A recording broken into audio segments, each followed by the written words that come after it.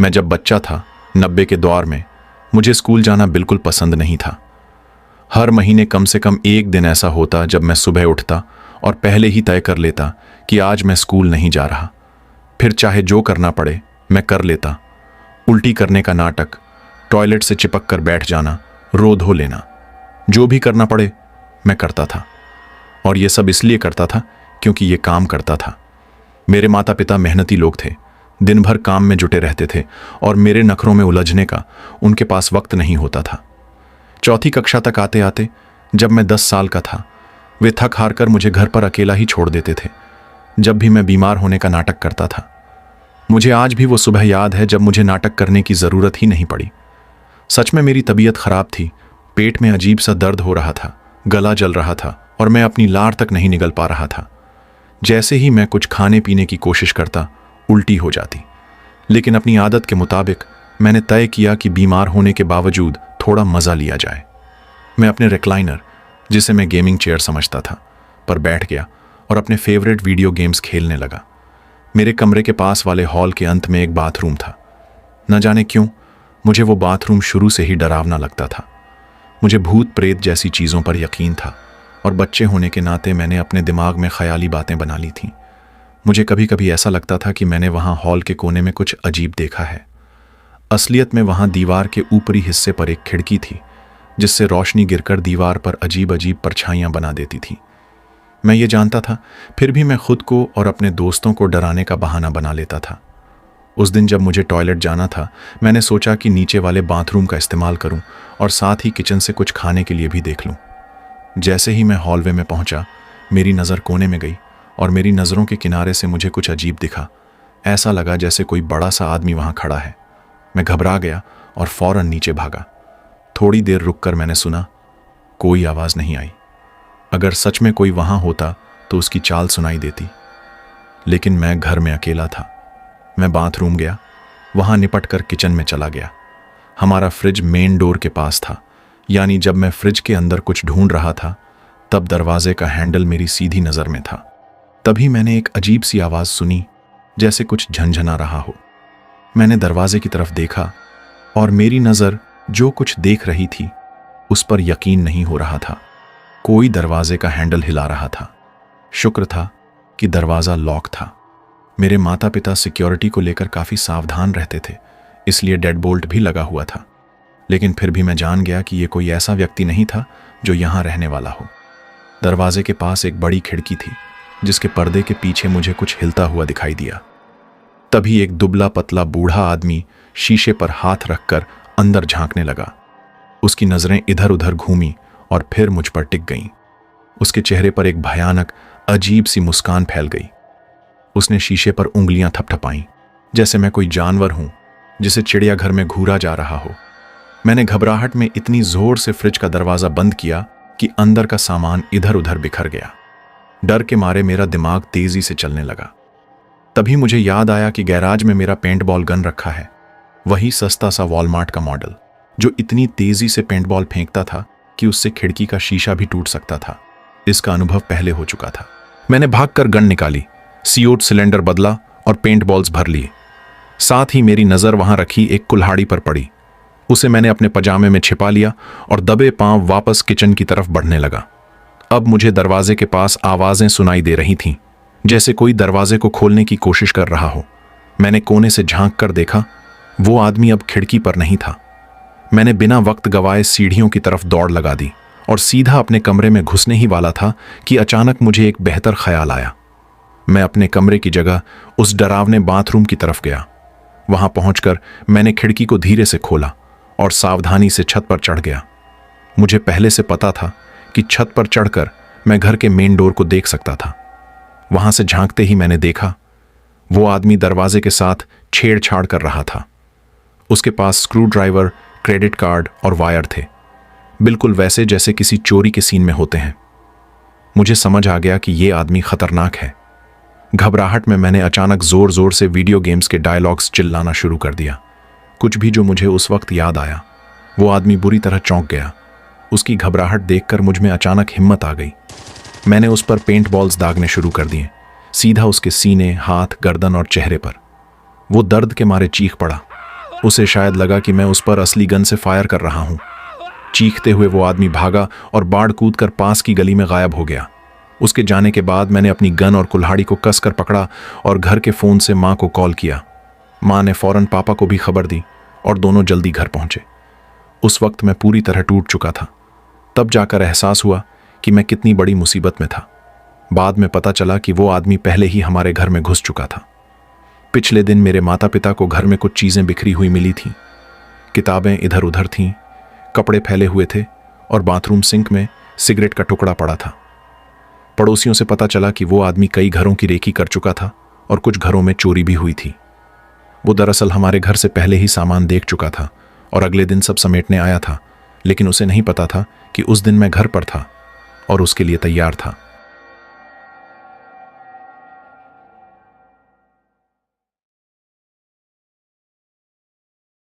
यह घटना तब की है जब मेरी उम्र करीब 16 साल थी।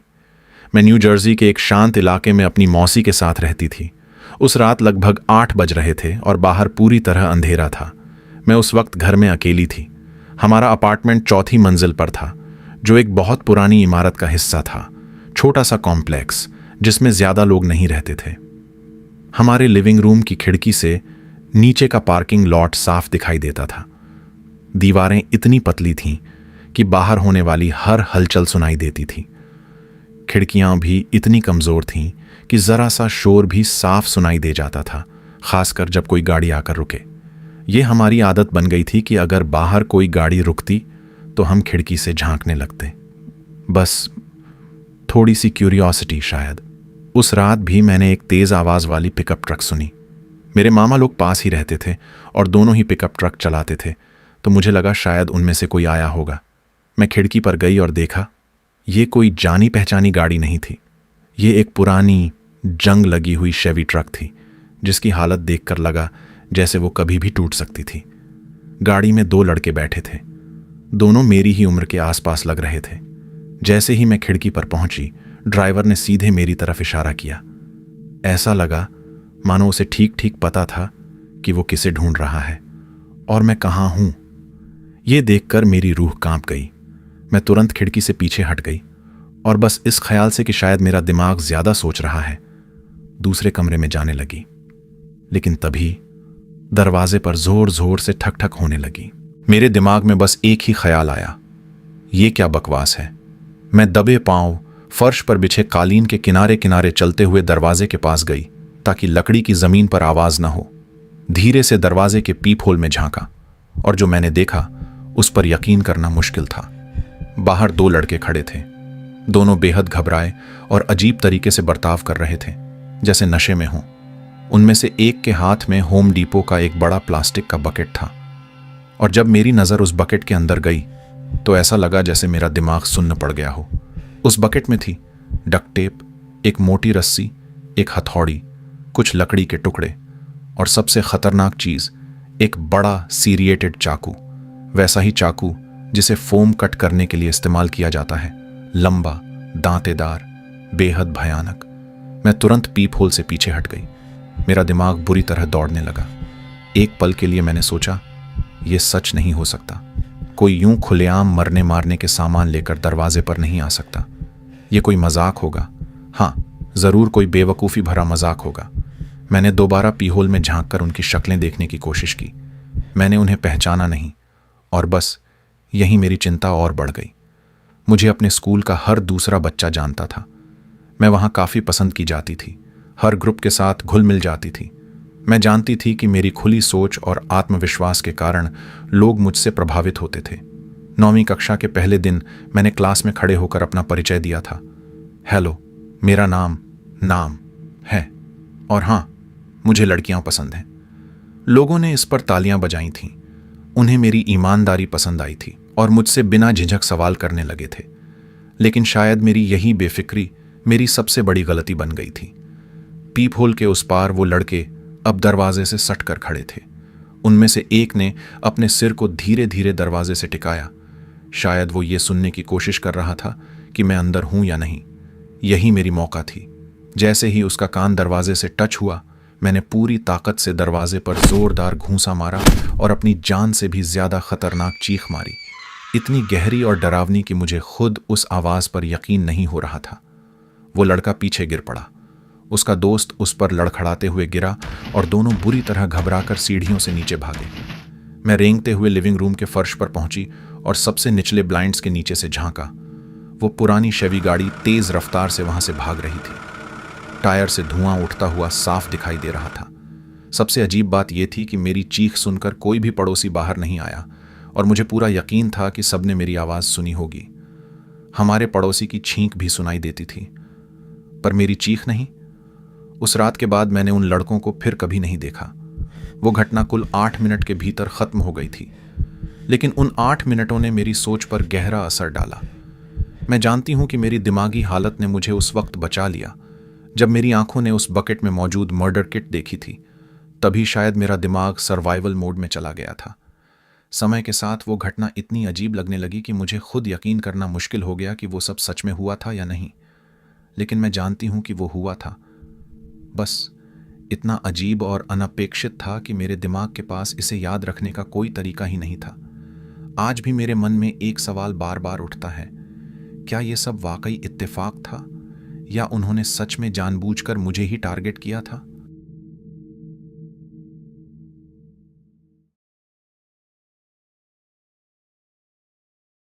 मैं अब रिटायर हो चुका हूं, लेकिन अपने करियर में मैंने प्राइवेट कंपनियों और काउंटी दोनों के लिए एक इंस्पेक्टर के तौर पर काम किया था।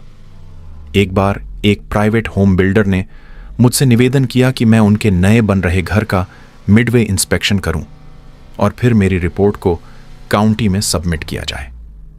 मैं घर के अंदर गया और अपनी रूटीन जांच शुरू कर दी, एक हाथ में क्लिपबोर्ड और दूसरे हाथ में टॉर्च लिए हुए। सब कुछ सामान्य ही लग रहा था जब तक कि मैं घर के पिछले हिस्से में नहीं पहुंचा। मुझे अंदर से हल्की हल्की आवाजें सुनाई देने लगीं। कुछ कमरों में बिखरी गंदगी और कहीं कहीं से बजिंग की आवाज आ रही थी, जैसे कोई रेडियो चल रहा हो। तभी मुझे एहसास हुआ, शायद कोई कॉन्ट्रैक्टर यहां है। हो सकता है ड्राईवॉल का काम कर रहा हो या कुछ और। मैं मास्टर बेडरूम में झांक कर देखता हूं और वहां एक औरत को खड़ा पाता हूं। वह गंदे कपड़ों में थी, उम्र करीब 30 से 35 के आसपास। वो बिल्कुल भी ऐसी नहीं लग रही थी जैसे वहां काम कर रही हो। एक्सक्यूज मी, क्या आप यहां होनी चाहिए? मैंने पूछा, उम्मीद करते हुए कि शायद वो घर खरीदने वाले की पत्नी होगी। बिल्कुल, ये मेरा ही घर है। और तुम यहां क्या कर रहे हो? उसने जवाब दिया, मैं होम इंस्पेक्टर हूं। मैंने आपके पति और कॉन्ट्रैक्टर के साथ आज का अपॉइंटमेंट तय किया था। मुझे अंदाजा नहीं था कि यहां कोई मौजूद होगा। उसने कुछ बड़बड़ाते हुए जवाब दिया और बाथरूम की तरफ चली गई। घर में अब तक पूरी तरह ड्राई वॉल नहीं लगी थी, इसलिए मैं अब भी उसके हाथ पैर देख पा रहा था, जो बाथरूम के अंदर इधर उधर हिल रहे थे। साथ ही वो अजीब अजीब आवाजें निकाल रही थी। इस वक्त तक मुझे माहौल थोड़ा अजीब लगने लगा था। मैं वहां से निकलने के बारे में सोच ही रहा था कि तभी वो बाथरूम से लौटी। हाथ में एक किचन नाइफ था, वो भी इतना बड़ा जितना मैंने पहले कभी नहीं देखा था। उसने वो चाकू एक अधूरी लगी हुई ड्राई वॉल में जोर से घोंप दिया। मेरे मुंह से अचानक ही निकला, ये क्या कर रही हैं आप?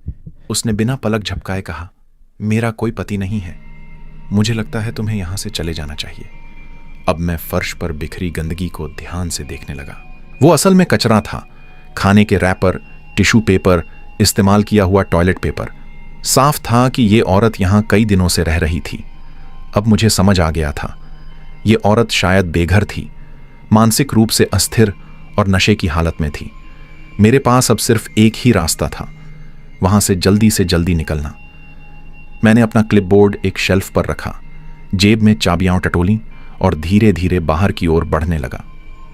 तुम अपनी तस्वीरें तो यहीं छोड़ रहे हो, पुलिस स्टेशन में इन्हें दिखाना होगा, है ना? उसने मेरी ओर इशारा करते हुए कहा।